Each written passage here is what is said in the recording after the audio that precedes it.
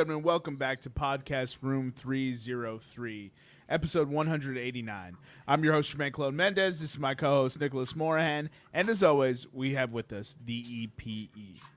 How are you doing this evening, Eric? Doing good.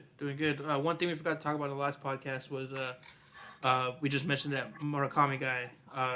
He won't be eligible for the MLB until 2026, but we probably did get to witness the next great Japanese player to come over. Got to see him in Japan, which was really cool. So we didn't touch that last time, but wanted to bring that up. Some little early house cleaning out the way. How are you doing this evening, Nick? Because I mention him every podcast, my eyes are like almost swollen shut because of this friggin' dog and his hair. You're allergic to him? Yeah. Oh, that's a vicious fucking cycle. Yeah, I'm not like with just like I can't touch my eyes after I pet him, and it's sometimes like I don't even realize it because my eye will itch and I'll like itch my eye and then it just like clamps shut. Damn, that sounds terrible. Yeah, that's how I am with cats. So I don't even fuck with cats, bro. On today's episode, we're going to be getting into a communion with E topic to be revealed later, and then we'll get into some of the actual MLB league futures. We'll be picking our World Series winners. We'll be picking our MVP winners, Rookie of the Year, Cy Youngs, etc., etc. And without further ado, seeing as we're trying to speed round this podcast, let's go ahead and get into communion with E, Eric. All right, so for Communion with E today, it was just something that we came up with at the dinner table the other night. We were talking about it. I'm going to use a term. I don't know if this is the actual term for players, but Supernova, burn bright, die young. So I just wanted to ask you guys, who's like the best Supernova player in any sport ever? Just a guy who came out on fire, and then he got his contract and was done. Can I name it for Jermaine? Go ahead. Fuck you. You know who I'm going to say. That's not who I was going to pick. Is it true, though? It's absolutely true, but fuck you. We don't mention that name on this podcast. All right, I won't mention it. But for those of you that know Jermaine, go ahead. It's Derrick Rose. Yeah, it's Derrick Rose. I wonder if you could name mine. Do you know what my burn bright one is? Burn bright, die young. I think it's an Avalanche player. Is it a Panthers player? I don't know. Yeah, I didn't think it'd be a Rockies player. Troy Tulowitzki. Ooh. But he had a whole. No, that man had talent for a day. He was a better. And he was just injured. Changed my mind. So outside of your guys' personal teams, and not to drag this out too much, obviously we want to get through this quickly, but like who else? Who else is on this list for you guys? Like, the player I was going to name is RG3. Ooh, that's a great pick. So I was going to go with RG3 because, I mean, if you watched that man play football his first season in the NFL, and if it weren't for fucking Mike Shanahan being an old head, we'd probably still have RG3. Yeah. With that being said, I can name two more Bulls players, Jay Williams, Lonzo Ball.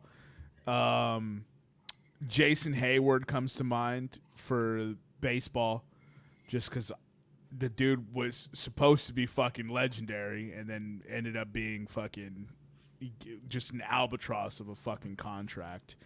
Grant Hill, Jerry Stackhouse, Len Bias. I mean, he didn't even get a chance to burn bright, dude. He burned out real quick. Let me ask you a question. Would you guys consider... I'm confused as to what we're doing right now. Didn't you already ask us a question? No, I just have one more question, just as a player, for a specific player. I know he had a great career, but in terms of what he could have... Yeah, Ken Griffey. Is he a Supernova player? No. Because he ended up extending his career and making something of himself. You can't have 600 home runs and be a Supernova. Yeah, player. you can't be like, oh yeah, he just barely made it. I get what you were getting at, and but we both understand what you're saying. Yeah, but he has 600. He just barely made it to the nine member 600 home run club. I bet. I was just checking. No, we both agree. That's really funny. Yeah, Ken Griffey could have had a much better career. We both agree with that. We understood what you were saying, but like also my man says 600 home runs. So funny calling him a supernova. Oh man, anyone else, Nick? Man, I'm thinking guys like Jose Canseco. That's a good one. Baseball guys like BJ Upton. Both Uptons. I'm trying to think of like baseball guys who got their contract. I can give you a guy who burned bright in one game and earned a contract, and then we never heard from him again. Who's Matt Flynn? Oh, but Matt Flynn was not a supernova. He was just a dude that cashed in on a meaningless game. Yo, you remember JT Gray? Uh-uh. I don't think it was JT Gray. Maybe it was Justin Gray. He was the running back for the New England Patriots. And for Josiah Gray. One game in a random fucking season, I don't remember what year. No, Jonah. He had over 200 yards rushing and 4 touchdowns. Yeah.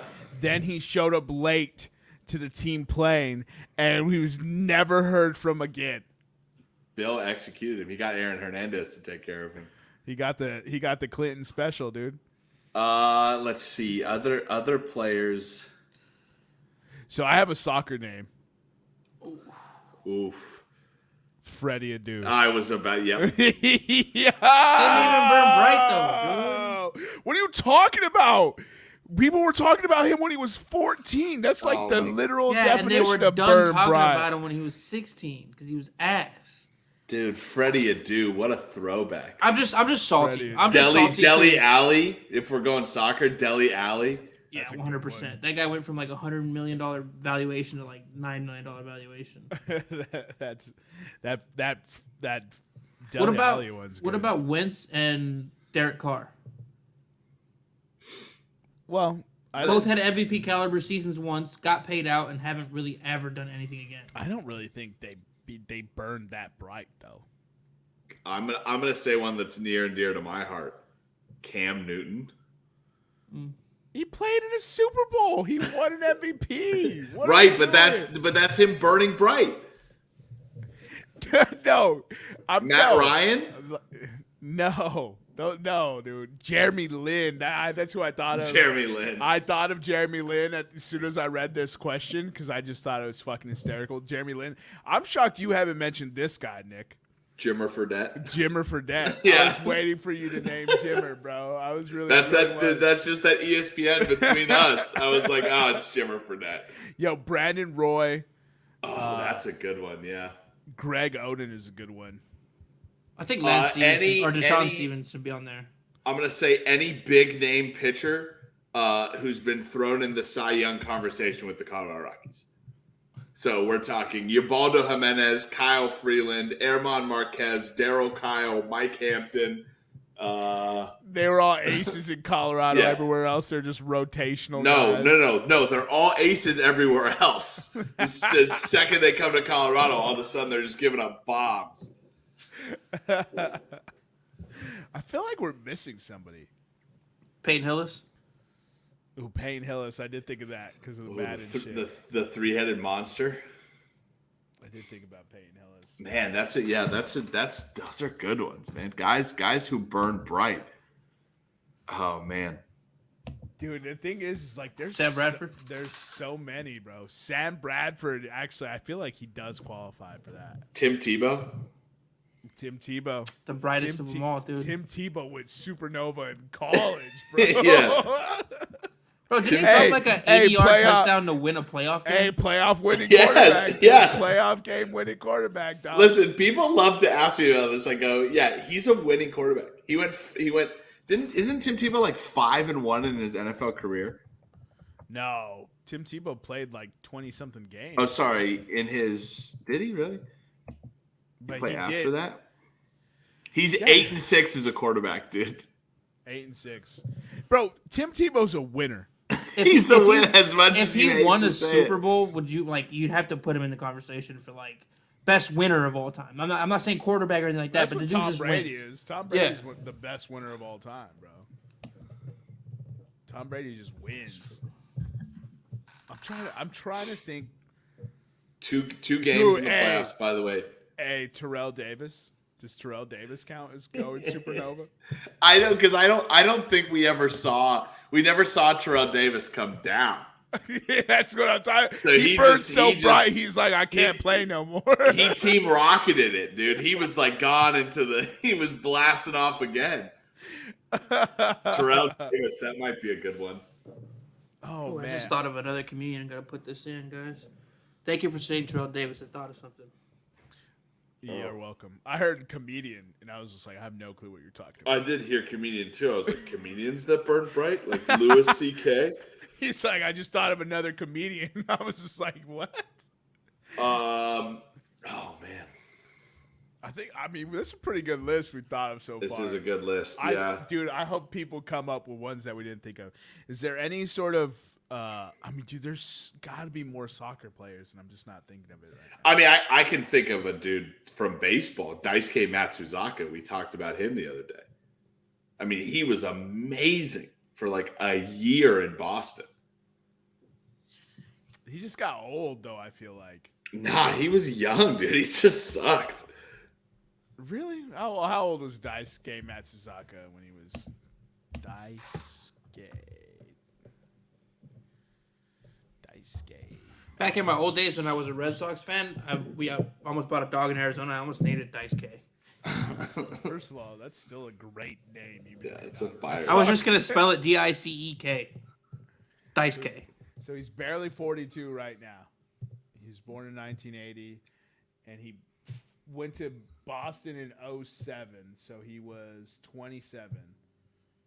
Yeah. What is his? He was 27, yeah. And in 2008, he went 18-3 with a 2.90 ERA. And then what happened in 09? Did he win a Cy Young? And then in 09, he was basically in the freaking minors for the most of it. He did not win the Cy Young, but he won the 2007 World Series. As you know, of course. Being the former Boston fan that you were.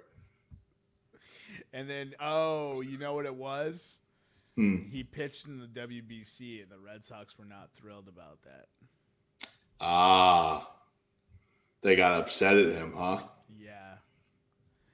He dominated the WBC. No, he fucking ate their shorts, bro. 3-0 record at 2.45 ERA, earning MVP nods. That's crazy. Yeah, so let's see. As his second placement on the DL, he had a 1-5 record with an 8.23 ERA, dude. Yeah, that's not too good. Holy fuck. Yeah, that's not too good.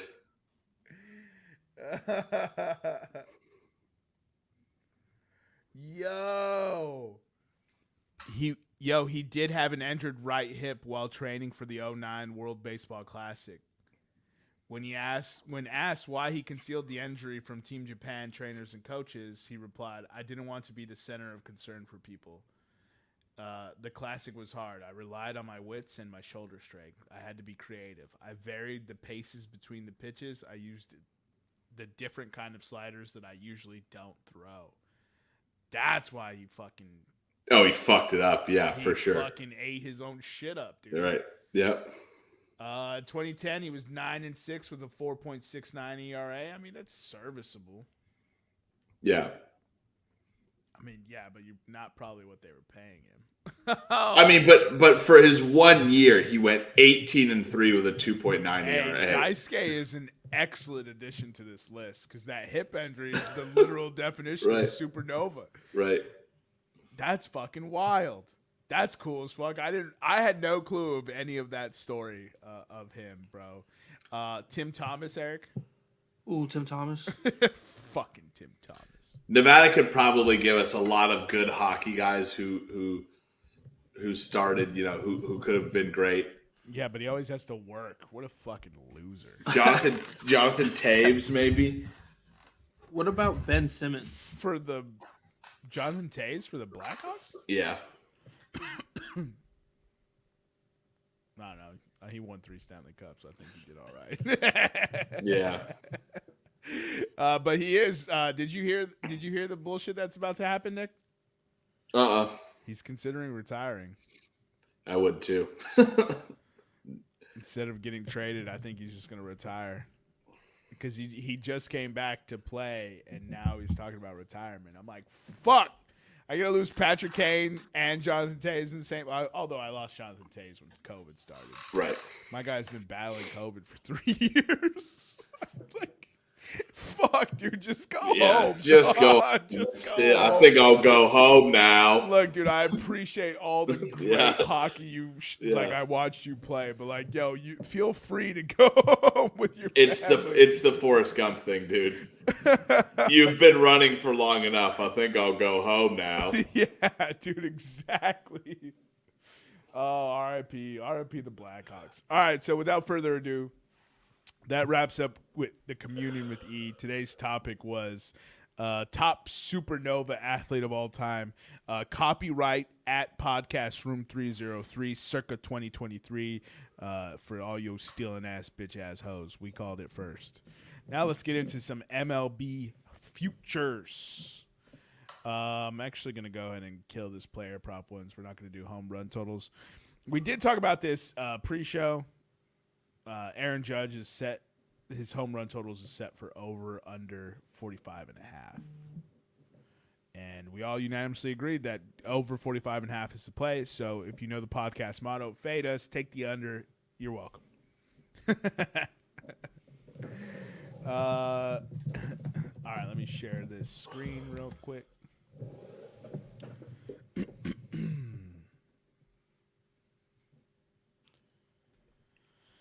Hopefully that's the right one. All right, so I have the MLB 2023 awards. We're going to start with the American League MVP winner. You guys can see the screen, correct? All right, correct. So the odds-on favorite for MVP this year is none other than Showtime Shohei Ohtani at plus 190. And coming in at second, it's perennial MVP fucking superstar Mike Trout plus 450. Very next person in the orders, Aaron Judge plus 500, Julio Rodriguez plus 700, Yordan Alvarez plus 1,100, and Vladdy Jr. at plus 1,200. I'll go ahead and stop reading the list there. If there's anybody you're interested in, lower down the list, we can just bring them up in conversation. So without further ado, Nick, who do you have winning the AL MVP? So I actually might walk my Aaron Judge pick back.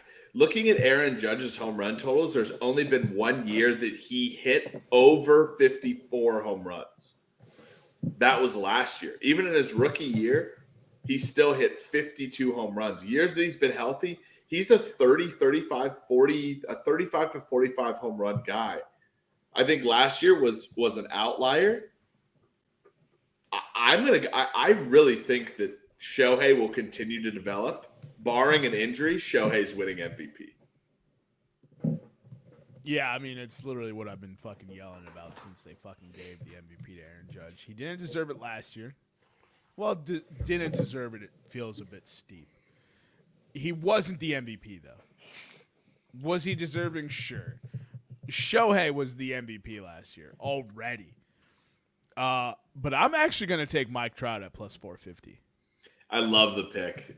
Again, I'm going to put a little bit of pizza money, probably a large 2-topping pizza on Mike Trout because I do every year. He's a great pick. The fact that you can get him at plus money is great. I just think this is Shohei's year. Yeah. Isn't it crazy that the 2 highest odds for MVP are Shohei Ohtani and Mike Trout, and the Angels are predicted to not make the playoffs? That's because they're not going to make the playoffs. I don't know who told anybody they are, but that's crazy talk. They're not going to make the fucking playoffs. Look, I can get Mike Trout at almost plus 500. That's the only reason I went that way. Shohei at plus 190, great pick. I am actually absolutely fading Aaron Judge for MVP this year. I don't think he has anywhere near the performance he had last year. Who knows if one of the 3 baseballs that Major League Baseball used last year. Yeah, you heard me correctly. The 3 different fucking baseballs they used. Maybe they fucking specifically only used the one that goes fucking far as hell when Aaron Judge was playing. Because that when you're using a different ball that frequently in one season, you can fix it to that way so easy. So easy. That's insane to me that people just gloss over the fact that Major League Baseball used 3 different baseballs last year. Yep. Got to boost the game. Got to get offense somewhere. Is there anyone that is plus 2,000 or plus 2,500 on down that can interest you in a little bit of pizza money? So I really like at plus 1,500 Jose Ramirez. Jose Ramirez has not finished lower than outside the top 6 in AL MVP voting in the last 5 years. The Cleveland Guardians signed Josh Bell, which now gives him kind of a lineup mate, a lineup cushion, if you will. And my man's finished second in the MVP voting and was dealing with a thumb injury that required surgery in the offseason since June. So I would say Jose Ramirez, a guy that's perennially in the MVP conversation, at plus 1,500 is not a bad bet. Yeah. Going down through that list. I have one pick. Okay, Kyle what's yours? Tucker at plus 2,500. The Kyle Tucker pick could do good coming off his WBC. I was going to say a pair of names at plus 4,000. Maybe they have otherworldly seasons. George Springer and Alex Bregman. You could probably convince me to put $5,000 on Tim Anderson. Yeah, of course. Or sorry. Plus we're over. Tim Anderson at plus 5,000. And Randy Arozarena at plus 10,000. 10,000? Yeah. Plus 10,000 is crazy. Oh yeah, Trevor Story is still in the Red Sox too. Okay. What would a pitcher have to do other than Shohei to win MVP? I think the last let's look at who was the last pitcher to win MVP, and we'll see. Ooh, last pitcher to win MVP. I'm going the big unit. It was Clayton Kershaw in 2014 was the last pitcher was the last pitcher to win. Kershaw. Was the last pitcher to win it. Clayton Kershaw in 2014. Let's see. Clayton Kershaw, baseball ref. In 2014, Clayton Kershaw. Did he go to Highland Park? He went to Highland Park High School in Dallas, Texas. Nobody cares. In 2014, when he won the Cy Young, the Cy Young and MVP, he was 21-3 with a 1.77 ERA. And 239 strikeouts. That's incredibly impressive. It's actually not as impressive as I thought it would take a pitcher to win MVP. So essentially what I'm hearing is you are a lock for MVP as a pitcher if, first of all, one, a position player doesn't fart in the right direction, right? Because so you gotta have a down year for position players. You gotta win 20 plus games, have an ERA of less than 2, and over 275 strikeouts. It's not that hard, pitchers. Yeah, I thought it was gonna have to be something. Like a running back has to literally just like sacrifice his entire body to win. And then they'll still give it to his quarterback? Yeah, they'll still give it to the quarterback. He handed a beautiful ball off. I thought it was going to be something just Herculean. Like you're like, that might not ever be done. But so at least there's some promise. Because I was looking at plus 8,000, you had Garrett Cole and Jacob deGrom. And I thought that was a pretty fascinating bet. I'm going to stay away from that. Was just curious. Let's move on to the NL MVP winner. The odds-on favorite right now is Juan Soto at plus 550, Trey Turner at plus 800, Ronald Acuna Jr. at plus 850, Mookie Betts plus 900, Tatis Jr. plus 1,000, Nolan Arenado plus 1,400, Manny Machado plus 1,500, Freddie Freeman plus 1,500, Pete Alonso plus 1,500, and Paul Goldschmidt rounds out the 1,500 club. Can I interest you in any of these names? Yes, you can, and I've done it every year for the past 3 years. I'm going to do it again. It's Ronald Acuna Jr. plus 850. At what point do you give that up? I say he's going to win it eventually. He's going to win I'm it going to make eventually? my money back eventually. That's the hill you died on? Yeah, that's the hill that I'm going to die on. Ronald Acuna Jr. is winning MVP this year. That's so funny. Dude, so the NL MVP is going to be fascinating to watch this year. Trey Turner at plus 800. I don't know why that seems to be what is. I keep drawing my eye. I keep coming back to that one, but I'm actually gonna hit Manny Machado at plus 1,500 to win MVP. Yeah, it's not a bad pick. I think you said it. I think you said it perfectly. The national, you could probably track the AL MVP down to a couple of guys. Once you get past 1,500, it's kind of like yeah, probably. Like I could see it'd be fun to see this guy win it. I mean, you're talking about guys like I could see Matt Olson. He plus 2,500. Francisco Lindor's plus 2,500. Xander Bogaerts plus 3,500. He's never had this kind of lineup cushion in his life. Dansby Swanson playing on a Cubs team. That's what I was plus thinking. plus 5,000. Well, Reese, we can't really talk about Reese. R.I.P. I mean, you want to talk about pitchers that are winning the MVP? Justin Verlander, welcome to the senior circuit that I'm calling the NL. Plus 8,000 for Justin Verlander. Brandon Nemo, yeah, he got injured, but plus 10,000 might be a little too low.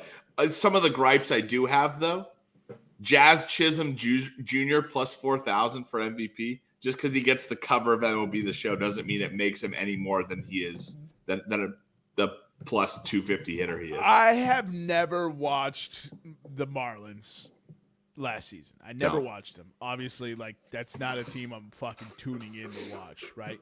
Right. For the life of me, I cannot wrap my head around how I was looking at Ozzy Albies line.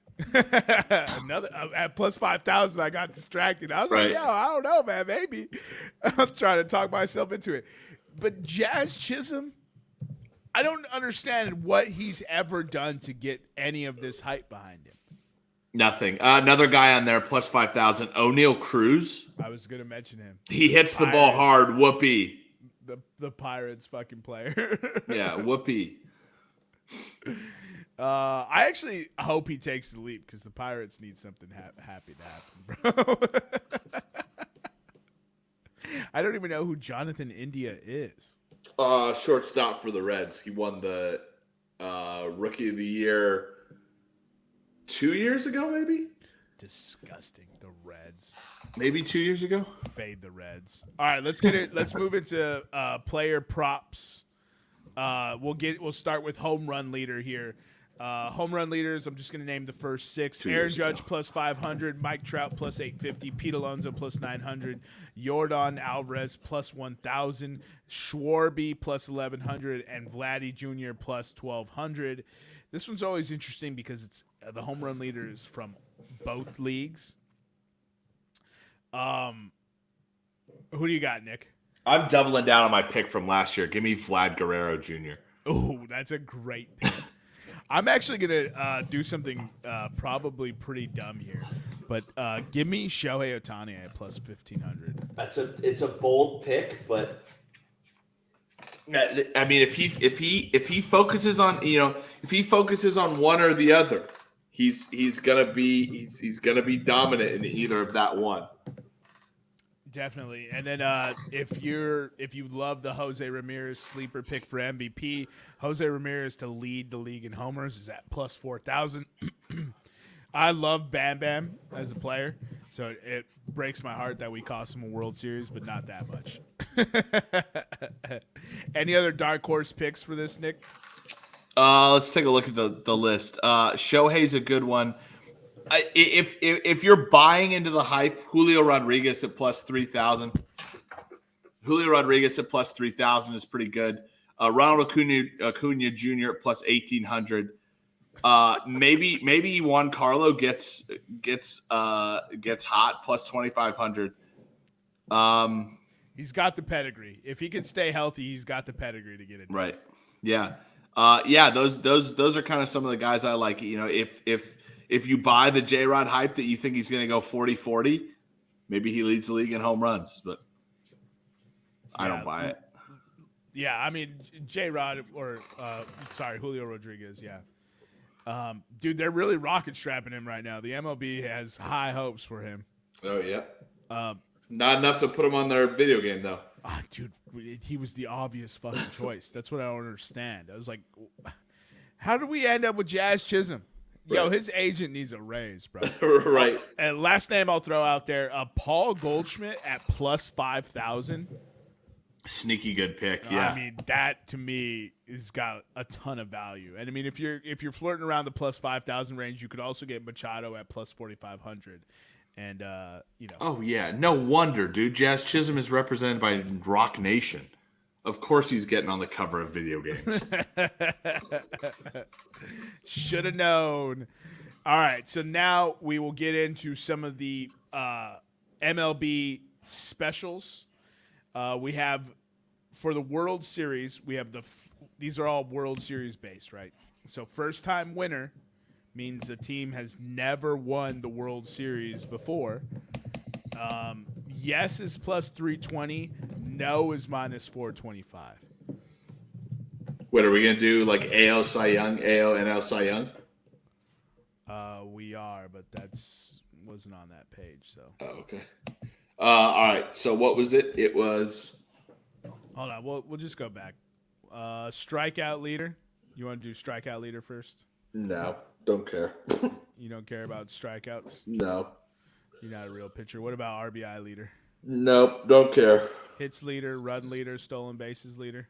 Don't care. Bet Corbin. A little bit of a foreshadowing. Corbin Carroll Plus for the Diamondbacks ran the fastest of anybody at spring training. Corbin Carroll plus 1,500 to be the stolen bases leader. All right, here we go. Wins leader. Ooh, that's not the Cy Young. Do you want to do wins leader or no? No.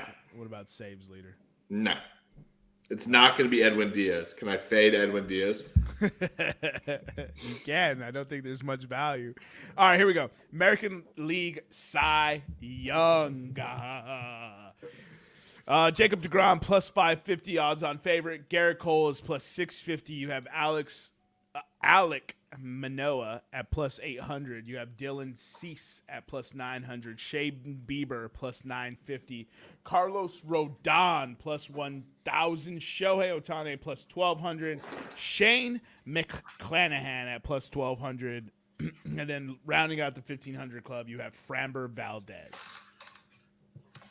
Yeah, so if you believe Jacob deGrom is going to be healthy, you should obviously hammer Jacob deGrom. I don't think Jacob deGrom is going to be healthy. And with Justin Verlander leaving, I'm going to pick the guy that was his runner-up last year. Give me Dylan Cease at plus 900. Dylan Cease plus 900. I thought that was great value. I actually like Framber Valdez at plus 1,500. That's also really good. Another name to throw out there with Framber Valdez is a guy who's a little bit lower on the list, but also an Astros pitcher, Christian Javier, plus 1,800. Yeah. God, I hope it's not an Astros pitcher, even though I just picked Framber Valdez. I just think, Justin Verlander departs. They're going to expect these guys to pick up a lot of that workload.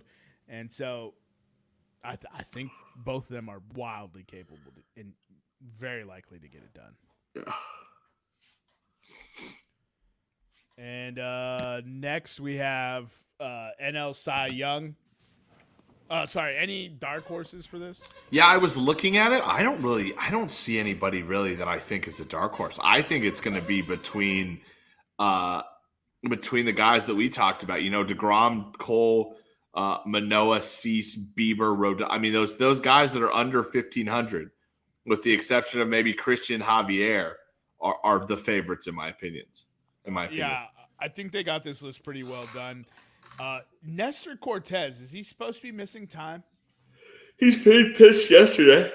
Okay. Nestor Cortez at plus 4,000. I think maybe that's the best dark horse there. He would have to have the best year he's ever had. Yeah, of course. So, I'm not. He would have to have a better year than even the most aggressive predictions, I think. Yeah, of course. I'm not. Obviously, he's a dark horse for a reason. All right, we can move on to the NL Cy Young. On the NL Cy Young, we have Sandy Alcantara at plus 450. We have Corbin Burns plus 550. Justin Verlander plus 600. Scherzer plus 800. Spencer Strider plus 950. Max Fried. Is it Fried? Fried. Yep. Plus 1,000. Zach Gallen plus 1,100. Zach Wheeler plus 1,200. Aaron Nola plus 1,200. Brandon Woodruff.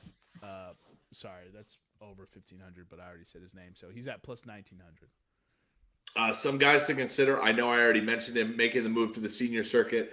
I'm going to pick Justin Verlander, right? Mm-hmm. I think Justin Verlander, it's incredible that we're saying a 42-year-old guy is my favorite for Cy Young, but he's the third highest odds in here. Guys to watch, Max Scherzer, obviously. His running mate. Spencer Strider, Max Fried, both Braves pitchers, very good. Take a look at some of the dark horse guys. Zach Gallen, if the Diamondbacks, we talked about in the last episode, if the Diamondbacks make a run, he's going to be the reason that they make that run. And then Joe Musgrove. If the Padres make the run like we're talking about, the Padres are going to need an ace, right? So choose Joe Musgrove, Yu Darvish, plus 2,500, Blake Snell, plus 3,500. Pick a Padres pitcher and ride them, because if the Padres make the run that we think they're going to make, they're going to need a pitcher who does really well. Yeah, I actually my pick is going to be Aaron Nola at plus 1,200. Aaron Nola, also a very good one. Yep. I don't like the Corbin Burns. I don't like the Brandon Woodruff. I think the Brewers are falling off. I think they get traded. Yeah, I would say so. Yeah, one of those two gets traded. Yeah. If not both.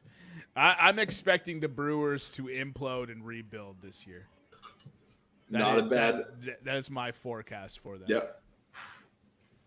I got nothing but love for Syndergaard, so at plus 10,000, you might be able to talk me into putting a $5 spot on that. Yeah, I mean another guy, Sean Manoah is on there.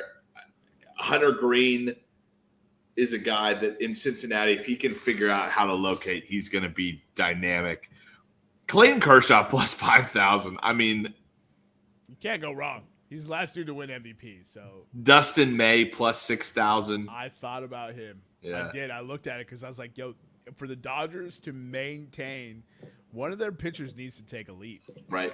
Yep. And I don't think it's Julio Urias that's going to do it. I don't think it is either. By the way, before Dustin May got injured and had his Tommy John surgery, he was the guy who beat out Julio Urias for a starting rotation spot. Yeah. Little talked about fact there. Just food for thought. Fuck the Dodgers, but food for thought. What about his toe? Whose toe? Musgrove. Didn't he break his toe in some accident? Oh, no. I don't think he's out very long. Oh, okay. I was just wondering because he got hurt. It was like it's gonna be like a few weeks. Okay, because I'm obviously going in and putting in the picks. I've been putting in my picks as well, and I was debating between him and Nola, and then I realized his toe was broken, but I know when he was coming back, so that's why I went with Nola. But I don't think the toe is broken though. He just had one of those stupid pitcher injuries. But I mean, you could look that up while we look at it and get us the confirmation on that. We'll move into Rookie of the Year. Excuse me. American League Rookie of the Year. We have Gunnar Henderson. What a fire name. Plus 265. We have Masataka Yoshida plus 500. We have Anthony Volpe at plus 500. We have Tristan Casas at plus 800. Royce Lewis plus 1100. Grayson Rodriguez at plus 1100. Oscar Colas at plus 1300. Hunter Brown also at plus 1300. And then everyone else is plus 1500 or higher. I'm gonna take the cheap way out. The man is 27, maybe going on 28. I'm taking Masataka Yoshida.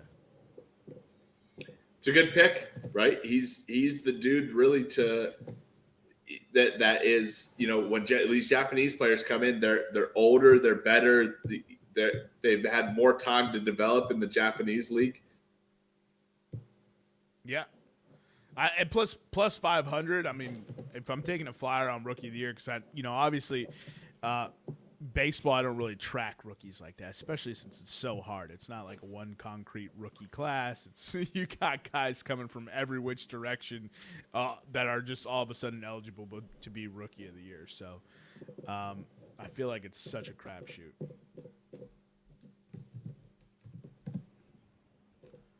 All right, Nick, can you hear us? What I should say is I was going to throw my computer out a window. All right, these Japanese players, very good. They come developed from the Japanese league. Wait, no, we heard you say that. Right? No, I know. Oh, okay. Great pick in that. I just think Gunnar Henderson. We've been hearing about this kid for so long. We heard about him last year. We've heard about him in spring training. I'm gonna go chalk with the number one prospect in baseball. I think he's great. It's probably because I had his card on MLB The Show and he raked for me last year, so there's probably some bias in there. I'm gonna go Gunnar Henderson winning Rookie of the Year. Right? So I talked to you guys last year about what wins Rookie of the Year, right? And this is how we pegged J-Rod, right? Mm-hmm. He's gonna be an outfielder. He needs to have opportunities to hit. And he needs opportunities to basically get a lot of at-bats. Mm-hmm. Gunnar Henderson is not an outfielder, so I'm going to break that. But he is going to have a lot of opportunity to hit in this Baltimore Orioles lineup, and I think he has the ability to get hits. Yeah, I mean, look, you're going chalk at plus 265. So right, like if you're confident on that, I'm not very familiar with Gunnar Henderson, so I really don't have any comment to make on that. But plus 265, I mean, even if he's the betting favorite, you're still getting plus 265. Right. That's the beauty about futures. That's one of the reasons why I enjoy futures so much. You're playing in high dollar amounts, and if you can somehow figure out how to pick it right, I mean, you're going to hit big. Right. And that's why Yoshida cashing me out, if he doesn't win, fuck the Japanese baseball team. I'm never going back after what they did to the United States. All right, let's move into the National League Rookie of the Year. We have Jordan Walker at plus 360. We have Corbin Carroll at plus 400. We have Miguel Vargas plus 700. We have Kodai Senga at plus 950. Andrew Painter plus 1,100, Ezequiel Tovar plus 1,200, and lastly we have Ellie De La Cruz at plus 1,500. So we could apply the same logic to Kodai Senga, right? Mm-hmm. I believe a Korean player this time came over, a bit of an older guy. There are two guys in here that I love, right? One of them is an absolute homer pick. And one of them is a guy I mentioned earlier, right? Both from the NL West. Corbin Carroll, right? Crazy fast dude, right? Going to have opportunity to hit in that Diamondbacks lineup and opportunity to steal a lot of bases, right? That's what we like to see. And then Ezequiel Tovar. I have a soft spot in my heart for Rockies rookie shortstops. I'm gonna bet him. Right. What else does he have to do? Right. He gets opportunities to hit. He's going to be a bright spot in that lineup. If he performs well, Colorado's going to rally behind him. It doesn't matter how they do. The Rockies are like Mike Shanahan and 1,000-yard backs. or like Mike or like Kyle Shanahan and quarterbacks, right? The Rockies crank out shortstops like you wouldn't believe. So Ezekiel Tofar is going to be my pick for rookie of the year plus 1,200. I'll allow it. Every once in a while, you got to get a homer pick in there. So the top two front runners for rookie of the year in the NL are there for a reason. Jordan Walker with the St. Louis Cardinals and Corbin Carroll for the Arizona Diamondbacks. I think those are both great picks, but I'm actually going to go with a Mets player much farther down the list here. I'm going to go with the Venezuelan catcher, Francisco Alvarez, at plus 1,800. It's shocking that he's plus 1,800. Does Vegas know something we don't know about this kid? former number one prospect in baseball. We've been looking forward to him coming to the majors for 3 years now. He's on a stacked Mets squad where there's no expectation of him. Just insulated. Just insulated. Hit, right? And he gets to catch Verlander and Scherzer, and he's insulated by the rest of the lineup. That's it. That's what I look at. I'm like, yo, he has a great shot to be rookie. So there's a concept in baseball, right? And then on stacked teams, the 7 or the 8 hitter, and now the 9 hitter, really, because with a DH, the 9 hitter is more just a second leadoff. But the 7 and 8 hitters in good lineups prosper to where you see them go get other contracts with different teams, and they're not good because they expect them to be the guy. They expect them to produce like they produced in that lineup, and they just don't. That's what I see in this Francisco Alvarez. Pitchers are going to face a murderer's row of Mets players from 1 to 6. Mm-hmm. And then when you get to Francisco Alvarez, if there's nobody on base or if it's a new inning, I'm perfectly fine as a pitcher, just kind of laying one in there, right? Not going after him. I've spent all my energy, all my good pitches on this all lineup. I'm going to try to get Francisco Alvarez out with fastballs, and that's about it. Just let me move on. I'm thinking about the top of the order. Let me move onwards and upwards, Yeah, I do. I just saw at plus 1,800. I was like, fuck it. I'll put the flyer in. Let's go. Yeah. If you hadn't mentioned it, I was going to bring it up because it's astounding, really, that this guy who we've been looking forward to for 3 years and the former number one prospect in baseball is not getting the love that Gunnar Henderson is getting. Yeah, and maybe it is deserved. I don't know. Vegas seems to have more insider information. That's why they are the house. But coming from EPE, Joe Musgrove's already pitched in spring training again. So our earlier concerns have been assuaged. So are you going with Musgrove or are you going with who are your two options, Eric? Nola or Musgrove. You went Nola, so I'll change mine to Musgrove. All right, I mean, yeah, you can put both. It don't matter on futures. All right, so let's get into those winter specials when I prematurely jumped the gun. Shocker, Jermaine, and premature in the same sentence. Let's see. So these are all World Series specials. First-time winner of the World Series, yes, is at plus 320. No is minus 425. Fact check me real quick. San Diego Padres have not won a World Series, correct? They have not. Correct. All right. So for shits and gigs, I will be taking yes at plus 320. First-time winner. Long-time listener, first-time caller. I'm not going to bet on it. I'm not going to take the first-time winner. I want to see a first-time winner. That'd be fun. It'll be the Colorado Rockies, and we'll move on. All right, so very next thing we have for the World Series is you get to pick your winning division. And so I'll read out the odds for us here. NL East plus 280, AL East plus 300, AL West plus 350, NL West plus 370, NL Central plus 900, and AL Central plus 1,000. No shock or surprise to see the Centrals at the bottom. I always think the Easts are always overhyped. I'm going to take the NL West at plus 370. And it will not be the Colorado Rockies. Damn. Fuck, man. I don't want to do it, but AL East? AL West. AL West, okay. I don't want to go. I don't want to go and pick the Houston Astros again.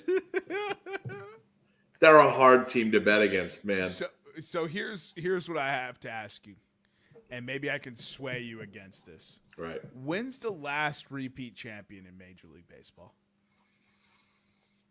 It was probably 98, 99, and 2000, 99, 2000 Yankees. So it hasn't happened in 23 years. Is that right, Eric? It is right. 99, 2000 Yankees. Actually, they had a run where they had like 4 consecutive appearances. Yeah, I mean, so did the Dodgers. Appearances don't matter. Ask Jim Kelly. Yeah, so 23 years, so it's about time. So you're saying we're due? We're due. All right, so I couldn't sway him away, ladies and gentlemen. He took AL West. I fade repeat champs, especially after the disaster I had with the Atlanta Braves last year. Way to fucking choke, you bums. Winning league, this is kind of a chalk pick, minus 110 each. It sounds to me like Nick is going to go AL based on the previous winning division, so I will take NL. Is that correct, Nick? Correct. All right, so there it is. Nick is a sellout. He's no longer a National League fan. And then this is a fucking just an outstanding, very, very fun one, right? So they have winning state on this. Okay. Right? So any other state plus 225. That's the favorite. Any other state. Next, you have California at plus 330. You have New York plus 370. Texas plus 500. Missouri plus 1,600. Florida plus 1,600. Pennsylvania plus 1,600. Ohio plus 2,000. And excuse me very much. Illinois plus 3,000. Damn, St. Louis getting love like that? Yeah, dude. Missouri at the plus 60. Yo. And they really think the Pirates should be plus 1,600 to win the World Series?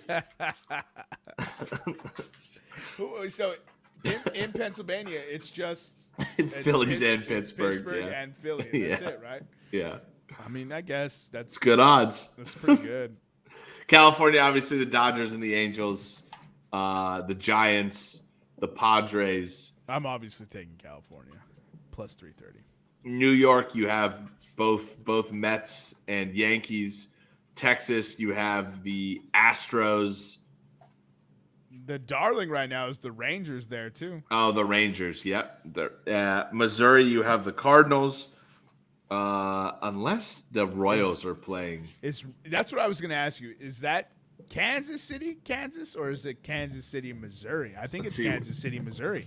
See where? Yeah, Kauffman Stadium is in Kansas City, Missouri. So there you go. So they think the Royals are going to win the World Series with their Italian fucking dark horse on the team. Yeah. What was that kid's name? The kid that you were like probably plays for the fucking Royals. Oh God, dude, I don't even know what that. Yeah, that was just my point that I have no idea. Vinny Pasquantino. You're right, Mr. Royal himself. So Nick and I were commenting on all the Mike Piazza's mustaches of the Italian team in the World Baseball Classic, and they kept telling us that this Italian team had MLB players. And no disrespect to these guys, there's a fuck ton of players that play baseball. So we didn't have any fucking idea who this guy was, and Nick just so expertly pointed out, just based on his astute knowledge of every player that's ever played in Major League Baseball, he said he probably plays for the Kansas City. I said I don't, because I got asked by someone in our group, either you or Eric, asked me like, do you know who this guy is? And I was like, no, I don't know who he is, but I don't know everybody in baseball. I don't know. He probably like plays for the Royals. I don't know anyone on the Royals roster. And sure enough, he's like a pretty intricate piece of this Royals roster. He's like, top 3 or 4 player for the baseball team. And I was like, well, there you go. I don't really know that much. Okay. Dude, I thought it was pretty hysterical. It was Eric who asked the question. It wasn't me, but I was just there coking and joking. Yeah. So that's pretty funny. God damn, Grandpa, you don't got to be so close to the screen. Yeah, that was like a jump scare. For those of you listening at home, Eric and his big old head just did a lunar eclipse on the camera. Yo, look at him lean back and stretch his back, and all of a sudden his head is like resting on the. You don't lean on the webcam, sir. It's just more comfortable, dude. Whatever, dude. All right, and we're gonna round out our MLB futures with some very fun player milestone props. All right, and the very first prop we're gonna do, we'll just make these quick hitters, simple yes or no. If you have anything to add, you can, but we'll just make this real quick and then we'll wrap the podcast. So, player props for home runs. Does Evan Longoria finish the season with hitting his 350th career home run? So Evan Longoria is 37 years old, by the way. He has not played in more than 89 games in the last 3 years, and he hits 11 home runs a year. That being said, how many does he need to hit? 350? 19. He needs to hit 19. The last time he did play over 89 games, he hit 20 home runs. Oh, shit. So the odds are yes plus 200 and no minus 285. Which one are you taking, Dick? I'm going to say no. He doesn't do it. Yeah, I won't be taking the bet. I'm going to say no, he does not finish with 350. Yeah. The very next player on the home run list is Giancarlo Stanton to hit his 400th MLB career home run during the 2023 season. The odds are yes minus 550 and no plus 340. Stanton currently sits at 378. He needs 22 home runs to get to 400. Yeah, healthy, he gets it, right? I know, but are you betting on Giancarlo healthy? In the last 4 years, he has played an average of. Let's see as this pulls up, and it's probably not going to pull up on Baseball Reference. Yeah, I'll bet on him to be healthy. I'll bet on him to be healthy enough to hit that amount of home runs. Okay, so Nick has yes minus 550. I will abstain, but if I was going any direction, I'm betting on trends that I've seen from Giancarlo before. I'm betting on the New York Yankees' luck to continue to not be there. Their pitching staff constantly gets hurt. Their position players constantly get hurt. No at plus 340 is a fascinating proposition. And you can know pretty early on if this is going to hit because it's only 22 home runs. I think that no bet just screams a lot of fun. I just don't want to be on the end of a Giancarlo bet when he hits 45. Yeah, this year. Exactly. That's the thing. In the range of outcomes, right? The ROC, Giancarlo leading the league in home runs is still out there. Like that's still a very real bet. 100%. All right, and then last to round out our home run player props, JD Martinez to hit his 300th career home run during the 2023 MLB regular season. He currently sits at 282. It is yes minus 280. It's no plus 190. This is an obvious yes. He joined 100%. the Los Angeles Dodgers. He's insulated. He gets to play just a very simple position of hit the fucking ball as hard as you can. I'm taking yes on JD Martinez. Yeah, in these last 2 years, he's been an all-star. He's played in 148 and 139 games.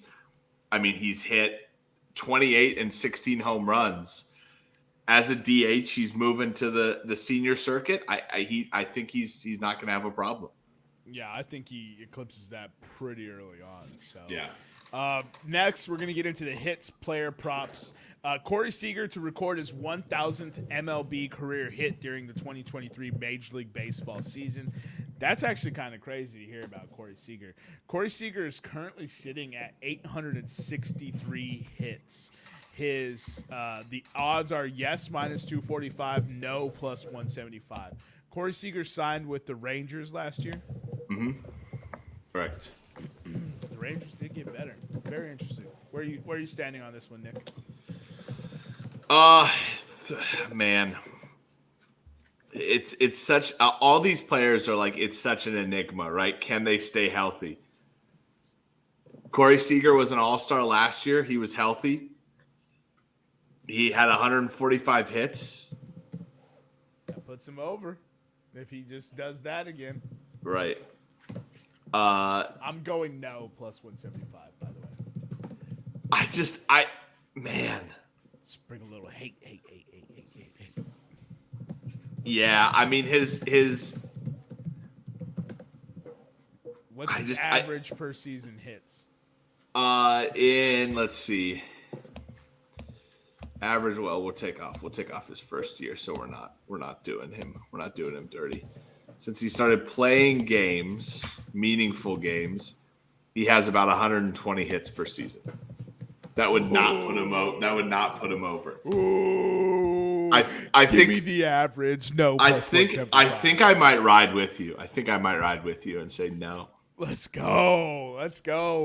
Welcome to the hater club, bro. Fuck Corey Seager. Fuck the Dodgers. Next, we have Giancarlo Stanton to record his 1,500th MLB career hit during the 2023 MLB regular season.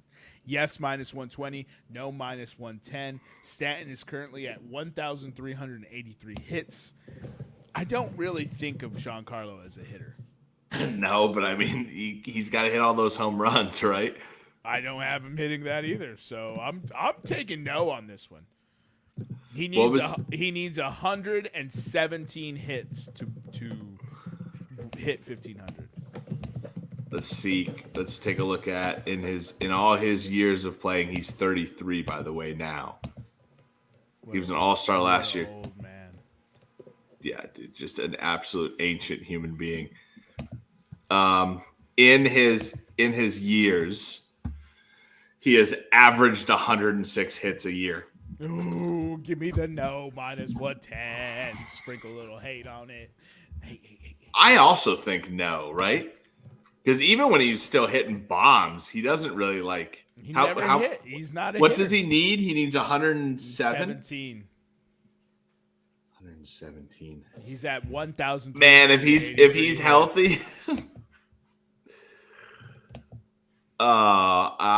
What did I say for his? I said I think he will be. I think he will be. I said he will be healthy to hit his. You said he will be healthy to hit the home runs. Oh, we lost him. We just lost him. That's funny. I wonder if he hit the back button. Or I wonder if he didn't want to answer the Giancarlo Stanton. Dude, my stupid ass, when you said, I wonder if he hit the back button, I was like, does that actually work? I was about to click that shit. Oh, dude, that'd been fucking great. Oh. He was ducking the question. He didn't want to answer the Giancarlo hit question. So. I'll answer it. There he is. You ducking the question that hard, Nick? Yeah, I was trying to get out of the way of the question. You know what? I'll ride with my home run. If he hits 22 home runs, he's also getting 106 hits. I'll say yes. No, he needs 117. Whatever. I'll say yes. Oh, all right. I just feel like this is the year that Giancarlo either hits 6 or 45 home runs. So every year the same thing. Right. So our Giancarlo stance has not changed from you. Yeah, 100%. All right. So our last three props for the MLB season we have is there'll be strikeout props. Justin Verlander to be 10th in all-time Major League Baseball strikeouts at the end of the 2023 Major League Baseball regular season. Hold on, before we go any further. Is it shocking to anyone else that he's not already 10th? The man is 42. How is he not already 10th? Yeah, and has 3,198 strikeouts. So Verlander, dude, that's a crazy number to not be. Verlander needs 173 strikeouts to crack the top 10. Currently, the odds for him to be 10 by the end of the season is yes plus 180 and no minus 250. So, just to put it into context, everybody above him has done 20 plus seasons, and he's only at 17 seasons, and he's right at the cusp. And Nolan Ryan, who's the number one strikeout leader, did it in 27 seasons. Yeah, he pitched for a millennium. Yeah. So, but I mean, just to put into context, like I know you said it doesn't feel like he should already be there, but he's really only been in the league 17 years, which is going to be. He's going to be 40. not only, but compared to the guys that all like everybody else is 21 plus, and Tom Seaver's the only one that did it in 20 seasons. Yo, we can hear you. You don't have to get that close to the camera. We can okay. We could Okay. It's going. Is it my turn to talk? Can you hear me? Yeah. All right. The camera. Yeah, I'll take Verlander. Yes, I think he's healthy. I don't think there's any expectation for him to pitch. I don't think there's any expectation for him to be the guy in this Mets rotation. It's very obviously Max Scherzer. Yeah. I wonder how the pitch clock is going to impact his old bones, but I say he does it. Yeah. I have yes at plus 180 as well. Right. So the very next strikeout prop is his running mate. This is a professional podcast, as Nick just alluded to. Max Scherzer to be 10th in all-time Major League Baseball strikeouts at the end of the 2023 regular season. Yes, minus 240. No, plus 170. Scherzer needs 178 strikeouts. Which is crazy because just like we talked about with Justin Verlander, Max Scherzer has only played 15 years. And he already has 3,193 strikeouts. I'm saying yes for Max Scherzer because I want both of them to hit top 10 after this. Here's what, Eric, can you get me the strikeout list again and tell me if Max Scherzer hits, does Justin Verlander not hit? Because I think so, yeah. That would mean both players, right? Both players have to pass the 10 and 9 spots. Each other. Yeah, so, I mean, they would get closer. I can't hear you. No, I'm just kidding. They would both. Actually, no, they would have to crack. Let me see here. Hold on. I'm gonna give you the exact number. So it's 3509 for them to both get into the top 10. Total. 3509 is the total for the ninth place guy right now. So they'd have to get 3510. Okay, and so how much does that? How many strikeouts do they need to get that number? So they need to hit 35. They both need 35-10 by the end of this season. So Verlander needs 311. He would need 311 strikeouts to pass the 9 guy. Yeah, and then yeah, no, okay. So that's I need to change my Verlander pick. Yeah, Verlander won't be doing that, by the way. Verlander is not going to finish top 10. Scherzer will. Here's another crazy stat for you guys. Of the guys who are ranked in the top 10, there are 1, 2, 3, 4. 4 of the 10 have thrown less than 5,000 innings. The fewest innings being thrown are Randy Johnson at 2. He has 4,875 strikeouts in 4,135 and a third innings. Okay? Okay. Does that make sense? Yeah, he has over Max Scherzer. So Justin Verlander at 12 has 3,198 strikeouts in 3,163 innings. Okay? Yo. Max Scherzer has 3,193 strikeouts in 2,682 innings. Fuck out of here. Max Scherzer's so good, bro.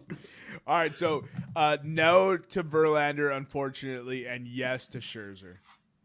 Yeah, now that I'm seeing this, I'll say the same. I will say the same thing that I didn't know they were both in the race for it. There's number 10, by the way, Greg Maddux, 3,371 strikeouts. Yeah, he's not that good though, dude. I think Scherzer's going to finish probably 10th, and Verlander will be 11th. You put Greg Maddux on the mound right now, I'm getting a base hit, dude. Well, yeah, right now. Yo, Nick, as a pitcher and a baseball aficionado here, how come the big unit is there's only one other lefty besides the big unit on this? Are lefties are they easier to hit or something, or what's the deal with all these guys in the top 20? There's way more right-handed people than left-handed. Yeah, that makes way more sense. Yeah, it's just rare. Yeah, that makes it's just rare. I mean, and you got to understand that for the first like 5-10 years of Randy Johnson's career, like my man's was wild. Dude, 56-year-old Greg Maddux K me up right now. No, 100% he could, dude. Yeah, I could still get a base knock. Hey, come see me, Greggy. Oh, Greggy. I was like, yeah, Greggy. Yeah. What did you think I said? I thought you were talking about Randy. I was like, there's no way you're touching Randy. Dude, I'm going yard on Randy. Fucking bum. All right, very next prop we have Hugh Two Darvish. words, no chance. 2 words, sleeper hold. Have you ever seen someone sleeper hold a baseball? Hugh Darvish to record 2,000 MLB career strikeouts during the 2023 MLB regular season. So he needs to hit his 2,000. He is 212. He needs 212 for 2,000. I would say that's fucking. He's gonna have to be real. If he hits this, he's the Cy Young. Since 2000, how do I phrase this? Probably with words. Probably. In the last 7 years, Yu Darvish has thrown over 200 strikeouts twice. One in 2019 and one in 2017. So odd years. The last 2 years of the Padres, he's racked up 199 and 197 strikeouts. I'm gonna go with no. I want it to be yes, but 212 strikeouts. I mean, that means he would have to win the Cy Young this year because that would mean that he was just at an elite level all season long. I think he gets 170 strikeouts, probably 180. I feel like that's more along the lines that. I mean, even if he doesn't, you're looking at, the last 2 years he's had 199 and 197. I think he could I think he could strike out 200 people. I don't think he's going to strike out 212. Yeah, 212 is it's too much. I'm taking no on this one. Unfortunately, I would love to just ride yes on all these, but once we started investigating that strikeout list, yeah, I was just like. So, a question for you, Nick, from the executive producer, because I think his microphone doesn't work. He can't get closer to the camera for his microphone to work. So, does anyone catch Nolan? Absolutely not. Absolutely not. Bartolo. Nobody is catching Walter Johnson when it comes to wins. Nobody's catching Nolan when it's just a different. You're not going to have guys pitching enough over 27 years or however long Nolan pitched to catch him. Look, one of the things to look at when you're talking about Nolan's stats is how many fucking complete games did Nolan Ryan have? Did Nick freeze? I'll look it up. What was the question? My computer is just about to burst. 222 complete games. Yeah. 222 complete games. 61 shutouts. Fuck. That's a made up number. So him and Gordie Howe share the record for longest careers at 27, and then there's George Blanda at 25, Willie Mays at 24, and Robert Parrish at 21. Bartolo wasn't on that list? I mean, not here, but I mean, I can look up how long he played. Oh, I thought he at least played 22 seasons or some shit like that. Maybe I'm just making it up because Bartolo, just because he was 49 when he retired or whatever bullshit. How many complete games did you say Nolan Ryan has? 220. Oh shit. 212. 222. He's not even in the top 100 in baseball history for complete games. Oh, because the early fucking. Yeah. Who's number one? What year did he pitch? It's Cy Young. There's an award. Yeah, 749. That's not. It's not even. That's not even 750. Cy Young was 512 and 315. That's incredible. Oh, sorry. That's not I said Walter Johnson. It's Cy Young who owns the number of wins. Yeah. Yo, I just Googled how good Nolan Ryan was just to see, and it's like there's a lot of like hate on here. People are saying like, yeah, he had a lot of strikeouts and blah blah blah, and he pitched a lot of innings, but he never really like stood out from any contemporaries. Like he was just a good pitcher for a long time, but he wasn't great. I don't know. He never won a Cy Young, did he? I don't think Nolan Ryan ever won a Cy Young. I don't think Nolan Ryan ever led the league in strikeouts. He didn't even throw very fast either. He was just a fucking elite. No, he never won a Cy Young. He got second place once in '73. Yeah, I mean, like, listen, this is one of those times that longevity does equal legacy. I mean, like, he's great because, like, all the career records, though, you can't have dudes that play for like 5 years and set career records. Like, shout out to Terrell Davis. Dudes that set career records play for 20 plus years. You know what I mean? Yeah. So for people to be like, oh yeah, he just played a long time. You go fucking do it then, dickhead. You go strike out fucking 200 people a year for 27 years. There is a lot of hate on Nolan Ryan. I don't know why. He was to play 27 years is amazing. As a pitcher. Yeah. He had 8 times where he finished in the top 3 for voting. I'm assuming that they vote on it. Mm-hmm. Yeah, he finished 8 times. He finished in the top 3. It just every year that he could have won it, there was just one dude that was just rocking way better than him. And it just happens. Like it just happens in sports. Like imagine he doesn't stand out amongst his contemporaries, even though he finished 8 times in the top 3. Here's a shocking stat for those people online.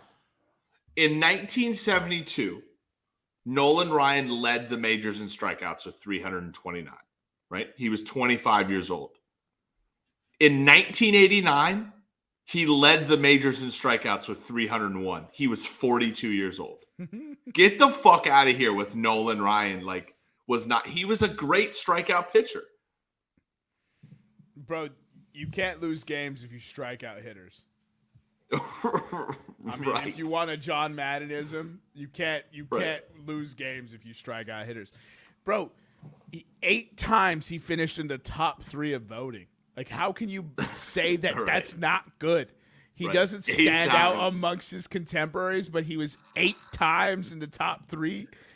What are we comparing him to? Are we comparing him to 80s pitchers? Are we comparing him to 70s pitchers, 80s pitchers, or early 90s pitchers? What are we? He covers all those generations. So his contemporaries, yeah, sure, there's better 70s pitchers. Yeah, sure, there's better 80s pitchers. Yeah, sure, there's better early 90s pitchers.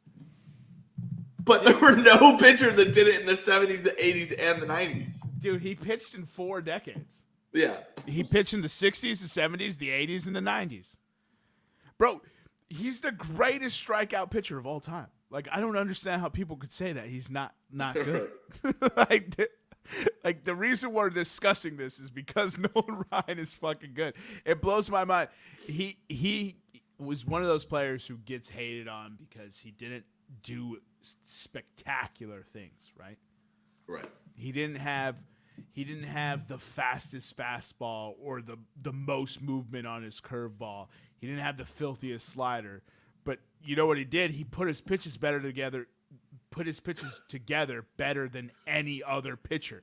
I don't know, man. Leading the league in strikeouts at 25 and 42 is pretty fucking special. I agree. But what I'm saying is when you put on the film, you're not radar gunning and going like, oh my God, showing people your radar gun. You're not doing that with Nolan Ryan. I think Nolan Ryan actually has the fastest pitch in MLB history, but does he really? I don't think so. Well, this is a debate of how you measure velocity. No, I'm not having that debate because I don't right. really have. I don't care. Radar right. gun. Right. So are you talking about you measure it from behind the catcher or from next to the pitcher? So when Nolan Ryan was pitching, they measured it a different way than they measure it now. I think they measured it from behind the catcher. Now they measure it, I think, like a couple of feet after it leaves the pitcher's hand. So the pitches that Nolan Ryan threw were clocked as being slower than the pitches that they throw now. So, Homie has the top 3, which is Aroldis Chapman, 105.1, 106, and 107.6. Yeah, I remember that because I was watching him do it. That's why I was like, I don't. Oh no, so. Nolan Ryan is number 1 at 108.1 in 1974. But they said what Nick said about it was iffy. It's measured different, so they don't. It's not the official number 1. The official number 1 is Aroldis Chapman at 105.1. I mean, 108 is still impressive. Yeah, what's even more impressive is that Nolan Ryan threw that pitch, regardless of it's the fastest pitch in MLB history. Nolan Ryan threw a pitch over 100 miles per hour on pitch like 120 in the 7th inning. Yeah. He was like in the 8th. Yeah. He was on. Aroldis was a closer, right? Yeah. Aroldis Chapman, yeah. Aroldis came in, fresh. Nolan was like 7th inning, 120th pitch, and was like, you know what? We'll put some juice on this one. Put some oomph. I've been throwing pretty soft all game. Listen, I will go toe-to-toe with anyone that says Nolan Ryan isn't. I mean, Eric dropped it in the chat. Nolan Ryan played 1966 to 1993. And in 1993, beat the fuck out of Aaron Ventura. In a fight? Yeah. Why is he fighting at like 50? Well, Ventura charged the mound.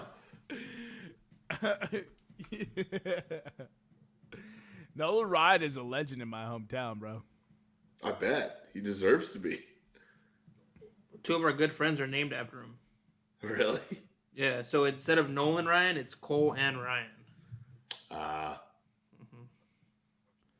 Lynn Nolan Ryan Jr., nicknamed the Ryan Express, is an American League professional baseball pitcher and sports executive.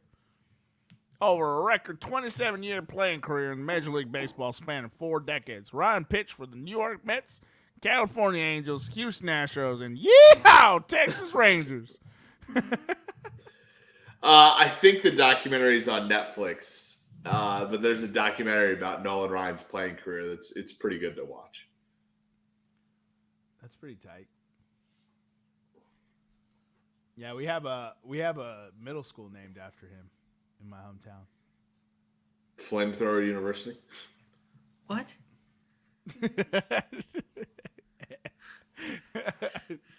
What? Because he's a flamethrower, Eric. No, I understand that, but we don't have a middle school named after him. We have Nolan Richardson, which is the black basketball coach from Arkansas. Oh, yeah, I think I was confusing the two. Which I went to that middle school. 7 no-hitters. He threw 7 no-hitters in his career? Yeah. So here's some of the... So Ryan holds 51 total MLB records. Damn. 57-14 career strikeouts, 7 no-nos. Next is Sandy Koufax with 4. Lowest career batting average allowed, minimum 1,500 innings pitched, .204. 12 career 1-hitters, tied with Bob Feller.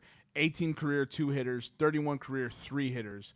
15 200 strikeout seasons, 6 300 strikeout seasons. 4 career 19-plus strikeout games, 5 career 18-plus strikeout games, 8 career 17-plus strikeout games, 16 career 16-plus strikeout games, 26 career 15-plus strikeout games. That one plus the next few are by a right-handed pitcher.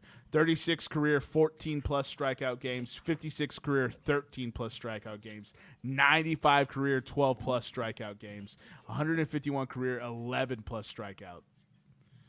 Dude, 215 10 plus, 282 9 plus, 358 8 plus, 447 7 plus, 517 6 plus. I mean, Jesus Christ. Yeah, but he's not that good though.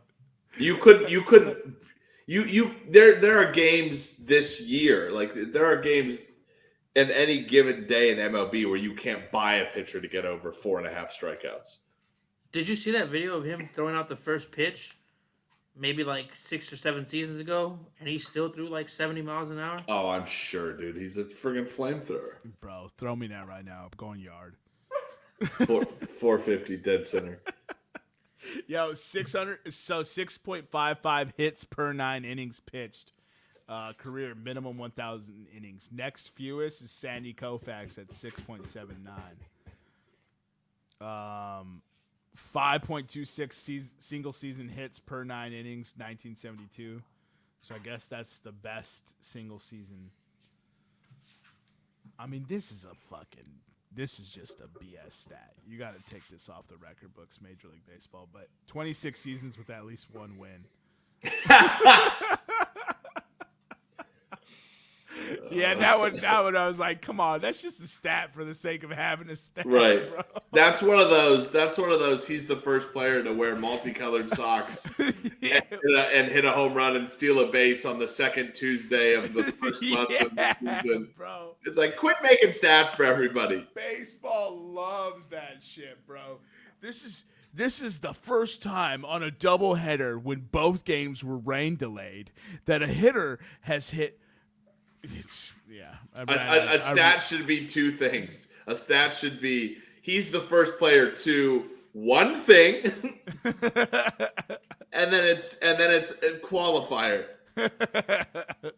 He's the first player to get 4 hits in a single afternoon game. Great. Tight. Yeah, tight. Tight. But the second you got to be like, he's the first Puerto Rican national who currently lives in Vista Beach to home run on a Wednesday on his birthday. that went at least 425 feet. Yeah, dude. Distance covered or speed. It has to hit at least some speed. Fucking bad. And now StatCast is like, oh, he's the first. That home run was the first home run since yesterday. Like, they love, also MLB loves to be like, that was the first home run since yesterday's slate of games that went over 105 miles per hour. All right, last question before we wrap this podcast. How many moonbeams are hit on opening day, Nick? I think there's like what? Thank you very much. It's his contribution to the podcast. Yo, Kane said double-digit moonbeams. That's what he 16. said. 16 homers. Let me look up the stat for opening day. By the way, first day. Happy opening day. Yeah. 15 games. Every team plays on opening day, Eric. Isn't a moonbeam like 450 feet or some shit? No, 450 would be. No, that's like stratospheric. Like, that's got to be way more than moonbeam, dog. That's a velociraptor shot, bro. Right. I think moonbeam was like 420, 4... Oh, how many moonbeams? Oh, I thought you were just referring to home runs in general. Nah, we could do home runs in general. That's usually the normal bet. I say 16. Moonbeams 4. How long is a moonbeam? That's what I'm looking up right now. That's not. My fucking Google search gave me a Dungeons and Dragons. A moonshot is a home run at a high velocity and a deep angle. It's anything over 410 feet. 410. There you go, Eric. 410. Yeah, 450. Like, hell no. We ain't counting 450. I'm just saying anybody can hit 410. Like, what? Anyone can hit 410? Eric, you can't even shake a hangover. You can't even hit off a hangover to even try to swing a baseball bat. True, he can't even kick jet lag right now. I'm also not getting paid $35 million to do it. I'll pay you $35 million. You still can't do it. All right, so how many homers did you have on opening day, Nick? I say 16 on opening day. 4 of them travel over 410 feet. 16? That's it? 16 on opening day, yeah. Every team's playing and you're only given 16? Yeah. First time every team plays on opening day, I think, since like 1950 something. Why? It should be every team plays every opening day. What the fuck? Sometimes they do weird shit. It's baseball. Major League Baseball. It's fucking stupid.